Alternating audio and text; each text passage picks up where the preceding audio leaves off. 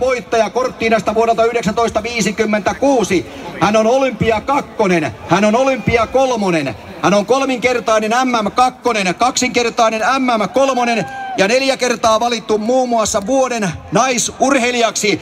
Hyvä MM-kisojen 2017 yleisö, saanko esitellä Siiri Äite-Rantanen?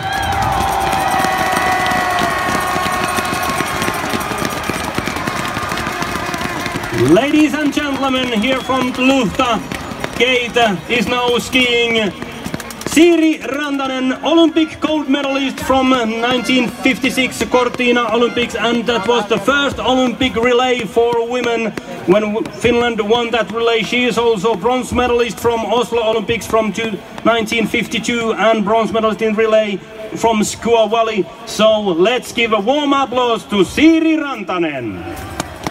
Siinähän on Siiri Äite-Rantanen. Myöskin täällä on katsomossa sekä tasavallan presidentti että myöskin Ruotsin kuningas seuraamassa, kun Siiri tällä hetkellä laskettelee ja antaa mennä siellä takasuoralla.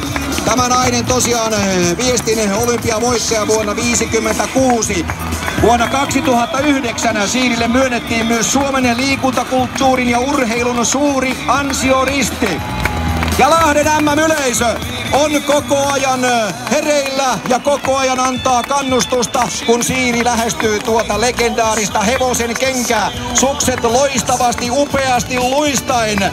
Niin hienoa on leidin meno, että sitä kelpaa täällä Lahdessa tällä hetkellä katsoa. Siellä ovat napun johdolla panneet tukijoukot Siirille hyvät pitovoiteet alle. Ei tarvitse välineistä keskustella. Homma toimii upeasti. Ja niin kuin näette, niin upeaa on tämän hienon urheilijan meno. Ja hyvä yleisö, kansainväliseen tapaan niin Siirillä on aikaa myöskin seurustella ja keskustella teidän kanssanne. Hän tietää, että hän on tänään ladun valtiatar ja hän tulee viemään tämän matkan ylivoimaisen voiton itselleen. Siirillä matkaa maaliin vielä noin 120 metriä. Suomen liput liehuvat, muiden maiden liput liehuvat. Pääkatsomossa kaikki ovat seisaallaan, kun he ottavat Siiriä vastaan. Ja meteli kuuluu tällä hetkellä ympäri Päijät-Hämettä. Ja vielä viimeiset 50-60 metriä. Ja hyvä yleisö, Siiri on tulossa maaliin.